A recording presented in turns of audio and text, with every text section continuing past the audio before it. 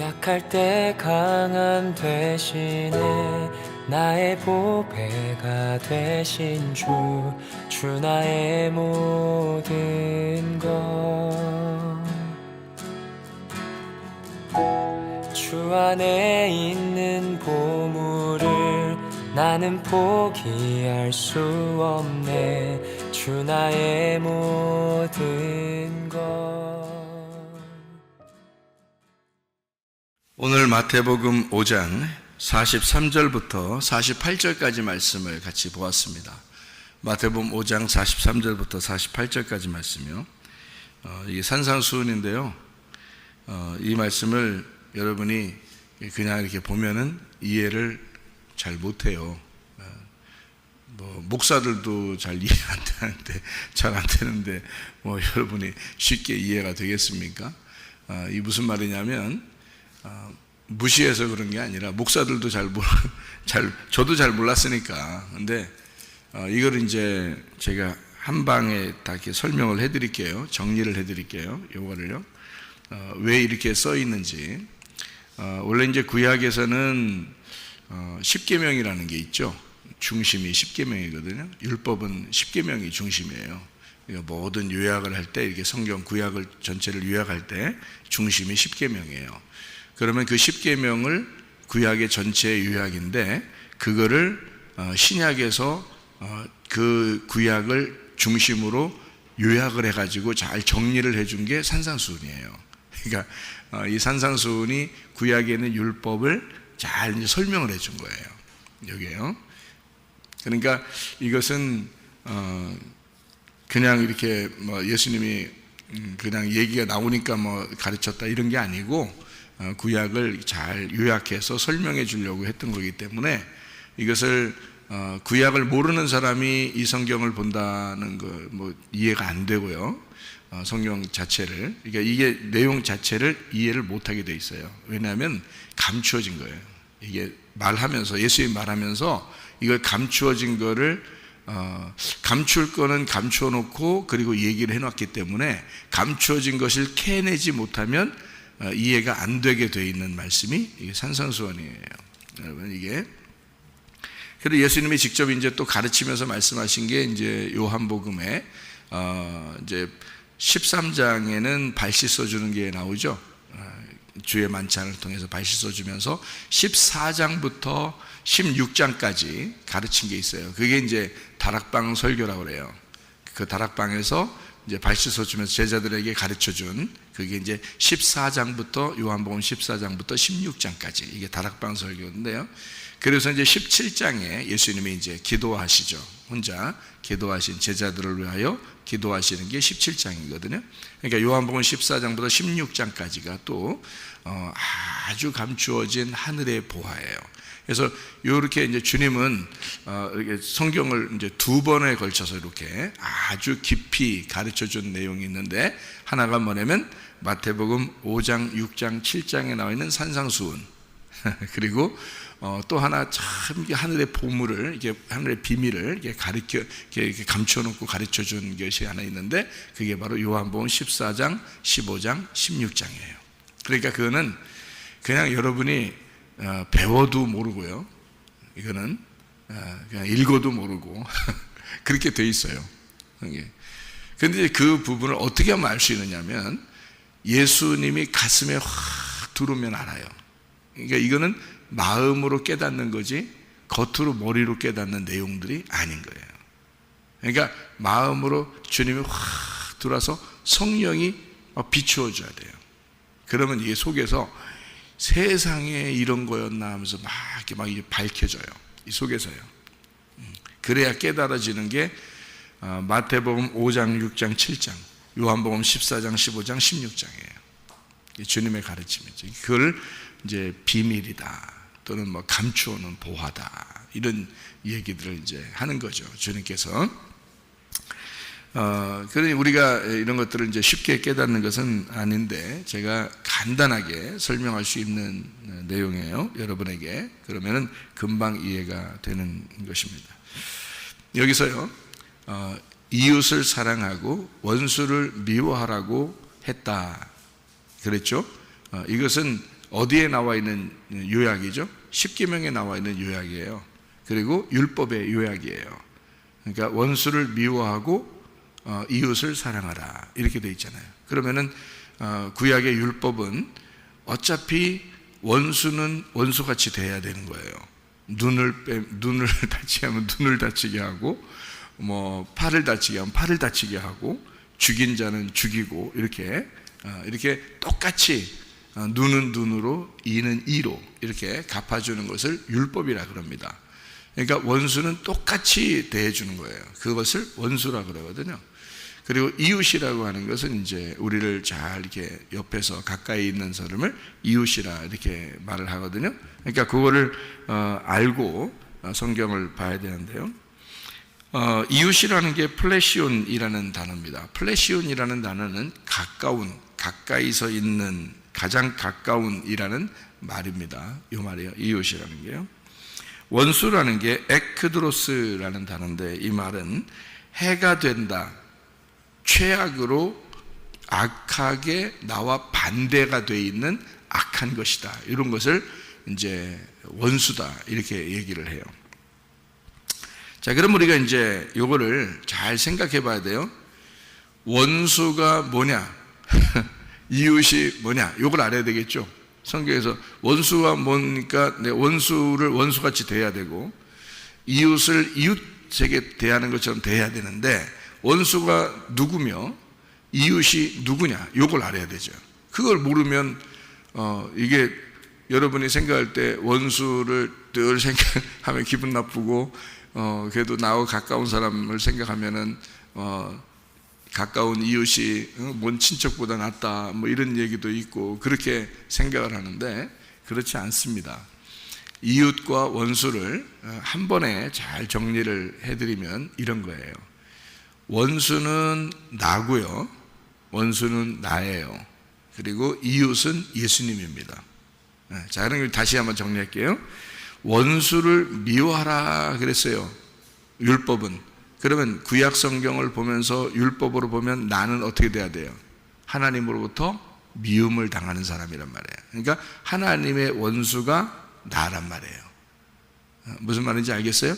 하나님의 원수가 나예요. 자, 그러면 이웃은 누구냐? 이웃은 예수님이에요. 원수인 나를 위해서 오시는 예수님이에요. 가까이 오시는 예수님. 그래서 이웃은 예수님이야. 원수는 나고 이웃은 예수님이에요. 자, 그러니까 자 보세요. 예수님은 어디로부터 왔어요? 하나님으로부터 왔죠. 그러니까 이웃은 반드시 사랑해야 되겠죠. 그런데 원수는요, 미워해야 되겠죠. 그러면 구약 성경의 가르침은 이웃은 사랑하되 원수는 미워해야 되는 거예요. 그죠? 그러니까 하나님 입장에서는 내가 원수니까 갈라지죠. 하나님하고 만날 수 없죠. 그리고 이웃은 어떻게 해요? 나를, 이 원수인 나를 위해서 하나님하고 만나게 해주러 오신 분이에요. 그게 이웃이란 말이에요. 자, 이렇게 이제 요약이 되니까 원수가 누구고 이웃이 누구라는 걸 알게 됐죠. 그러니까 이웃이라는 사람이 우리한테 오면 원수를 하나님하고 가까이 만들어줘야 되겠죠. 네, 그래서 원수를 자기 입장에서는 이건 순전히 예수님 입장입니다. 여기 얘기하는 것은 예수님 입장이에요. 우리들을 생각하니까, 여러분과 저를 생각하니까 자꾸 이해가 더 안 되는 거예요, 성경이. 여기 산상수훈에서 이 말하는 이 내용은 예수님에 대한 이야기예요. 예수님이 자기에 대해서 소개를 하려고 한 건데, 사람들이 들을 때는 어떻게 들려요? 내 원수가 있고 내 이웃이 있다. 그러니까 내 원수는 어떻게 돼야 된다? 원수까지 사랑해야 된대. 그래서 내 원수 누가 나한테 해코지하고 그러면 사랑해줘야지. 그래, 원수니까 사랑해줘야지. 이렇게 한단 말이에요. 근데 자기가 사랑스럽지 않은데도 사랑해줘야 된다고 생각하는 거예요. 자, 여러분, 그래요, 안 그래요? 기독교인들이 교회 다니면서 조금 나한테 해코지하고 그래도 내가 사랑해줘야지, 뭐 이런 생각을 가져요.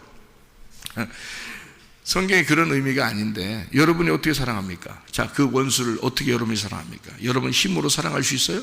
못해요. 여러분이 그렇게 하는 것 자체가 율법이야.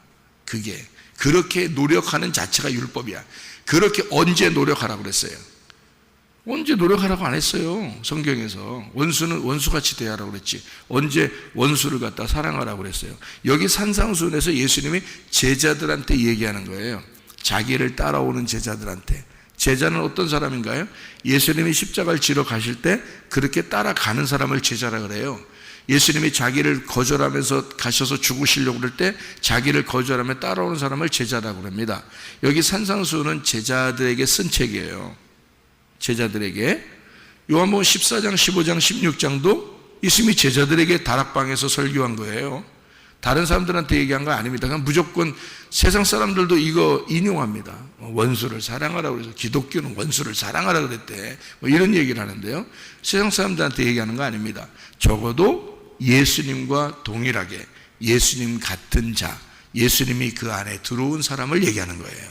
예수님이 우리 안에 들어오면요, 원수를 사랑하지 않으려고 해도 그냥 용서가 된단 말이에요.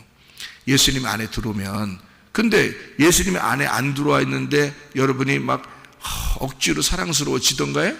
안 돼요. 그거는 안 되게 돼 있다고요. 억지로 니네가 노력해서 원수를 사랑하라는 얘기가 아니에요. 주님이 들어와야, 예수님이 들어와야 예수님이 하시는 것이 예수님이 하게 돼 있다 그 말이에요. 그러니까 하는 거지, 어느 날 보니까 원수인데 사랑스러워 보이고 어느 날 보니까 원수가 용서가 돼. 그것은 네가 그렇게 한 게 아니라 예수가 들어와서 그렇게 만들어 버렸단 말이에요. 우리를. 그게 가능해진다. 이것은 원래 율법적으로 성경적으로 보면은 원수는 원수고 이웃은 이웃이라고 돼 있어요. 그런데 이거를 예수님 안에서 하나로 만들었단 말이에요. 원수를 이웃으로 만들었다. 이렇게 되는 거예요.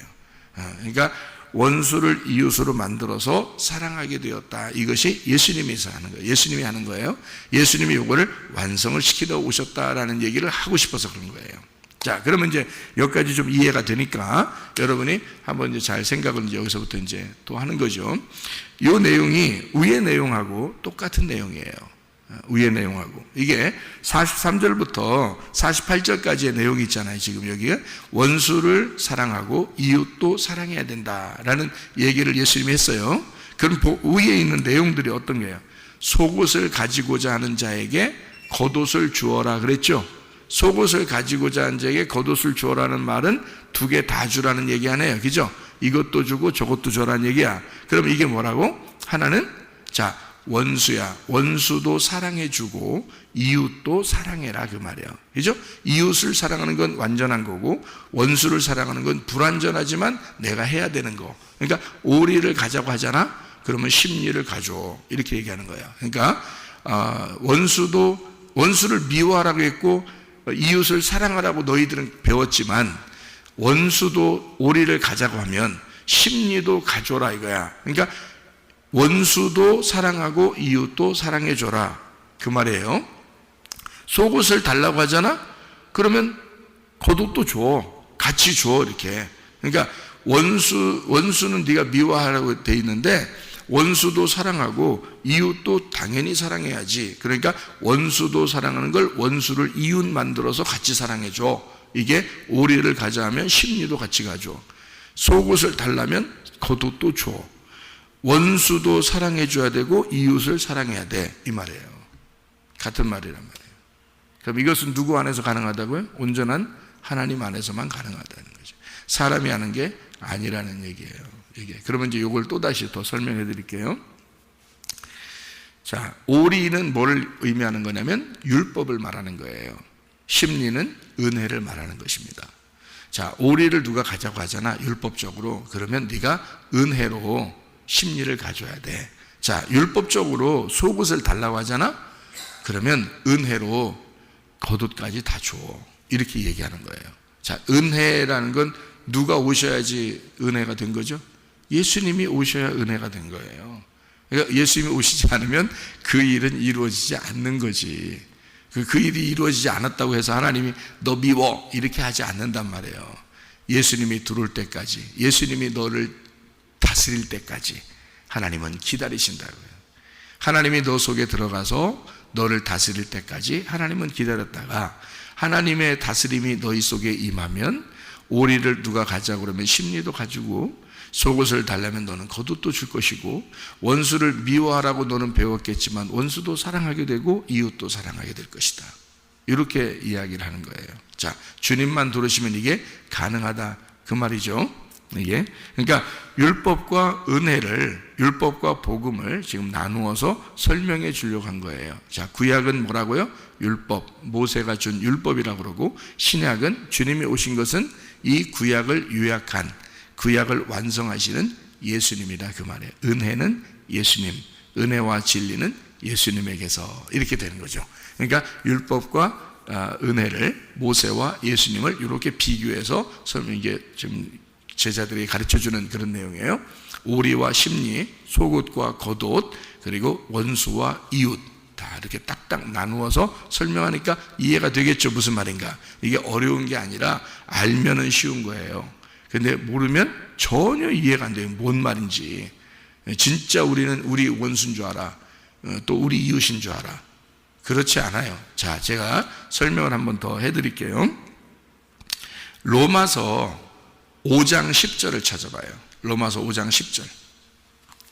자, 로마서 5장 10절을 찾으면 뭐라고 되어 있냐면 이렇게 되어 있습니다. 곧 우리가 원수 되었을 때에 그의 아들의 죽으심으로 말미암아 하나님과 화목하게 되었은즉, 화목하게 된 자로서는 더욱 그의 살아나심으로 말미암아 구원을 받을 것이니라. 이렇게 되어 있습니다.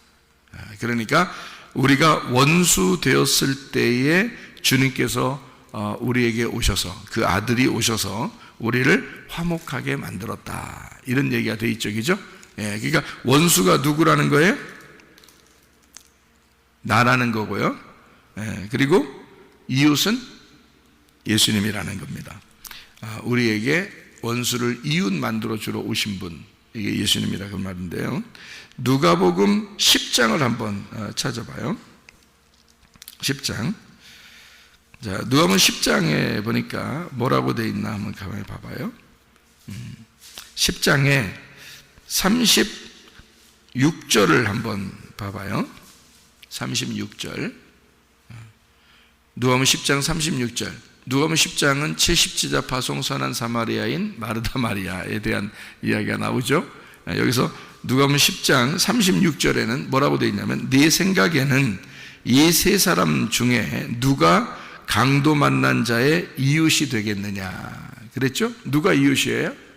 선한 사마리아인입니다. 그러면 하늘에서 이 땅에 내려오신 아들, 선한 사마리아인 예수님이 우리 죄인들을 구원하러, 병든 자를 고치러, 그리고 원수된 자를 이웃되게 만들러 오신 분, 그가 이웃이다 그 말이죠. 자, 그러니까 요약을 다시 한번 해보면, 자, 어떻게 되겠어요?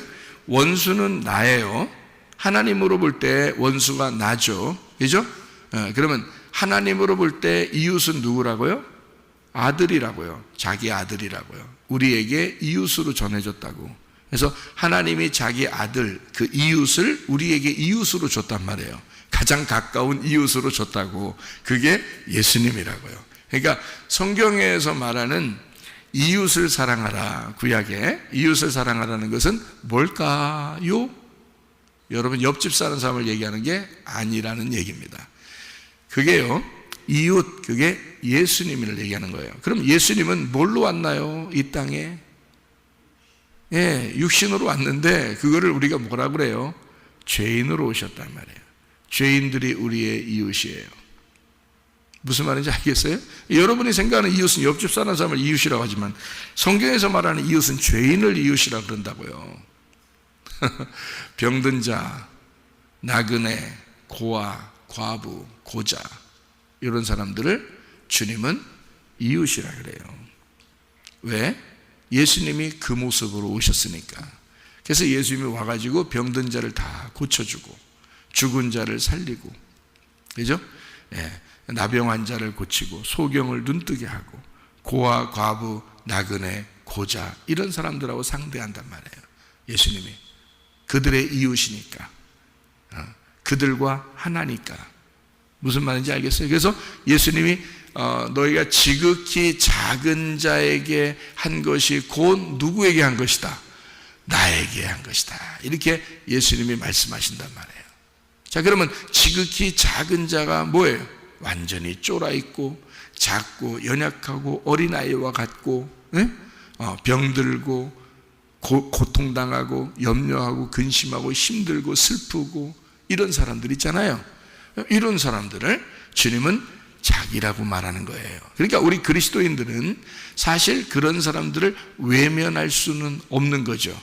그렇죠? 그러면 그걸 왜 그런 사람들을 외면하지 말라고 성경은 그렇게 써 있는가? 그 모습이 누구기 때문에? 예수님의 모습이기 때문에 그렇다. 그럼 그 예수님은 누구 때문에 온 것이다? 나 때문에 온 것이다, 그 말이야. 그러면 내가 어떤 모습이라는 거야? 병든 자고 죄인이고 소경의 모습이라는 거죠.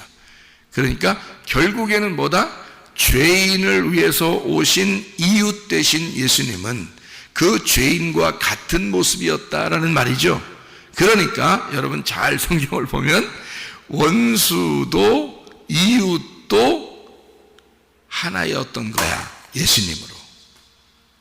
그러니까 원수가 죄인이죠. 나니까 나를 위하여 예수님이 오셨지, 원수로. 뭘로? 이웃으로 오셨지. 그러니까 원수인 나와 이웃인 예수님이 어떻게 하나가 되었죠. 무슨 말인지 알겠어요? 제가 말하는 게. 자, 그러니까 원수인 나와 예수님, 이웃인 예수님과 하나가 되었어요. 그래요? 그러니까 이웃이 원수고 원수가 이웃 되네요. 그렇죠? 둘이 하나가 되니까. 그래서 마태복음 10장에 보면 말이에요, 예수님은 와가지고 싸움시키러 왔다, 서로 화해하러 왔다 이래요. 싸움시키러 왔다 그래요. 누구하고 싸워? 딸내미하고 엄마하고 싸우게 한다는 거예요. 그래서 이제 아들하고 아버지하고 싸운다고 그러고, 시어머니하고 며느리하고 싸운다고 그러고, 그러니까 또 그렇게 살아. 희한하게.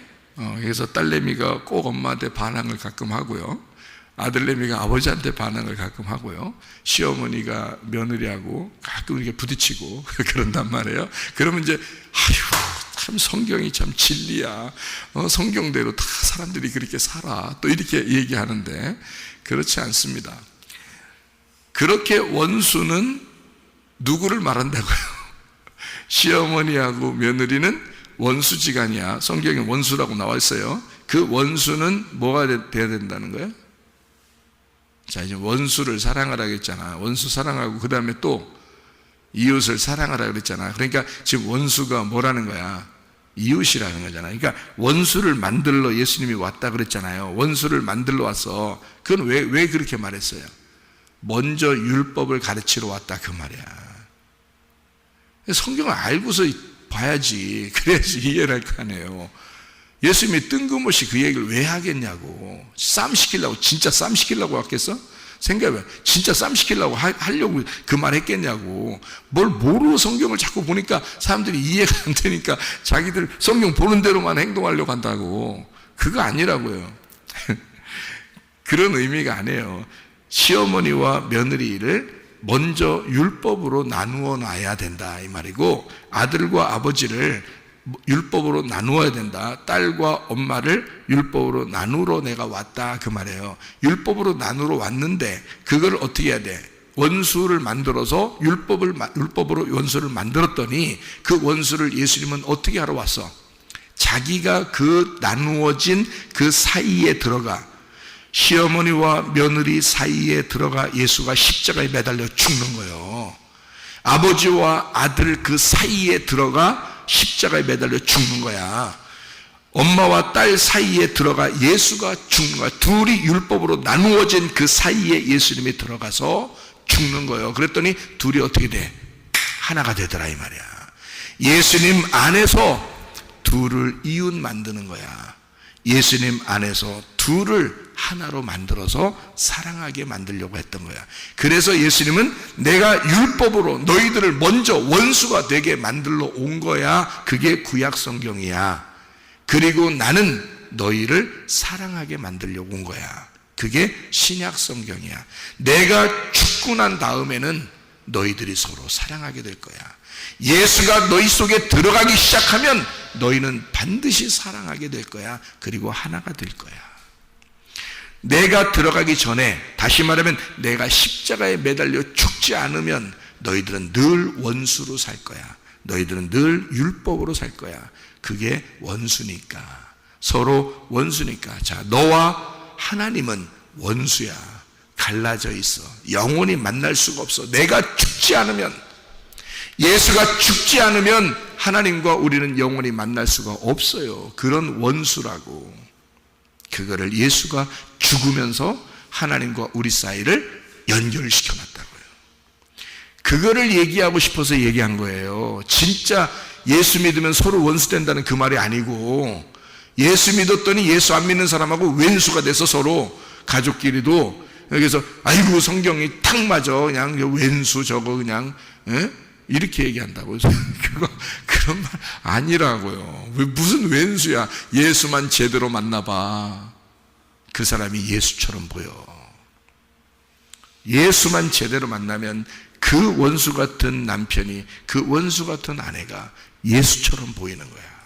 그래서 하나가 되는 거야. 예수가 진짜 내 속에 죽어봐요.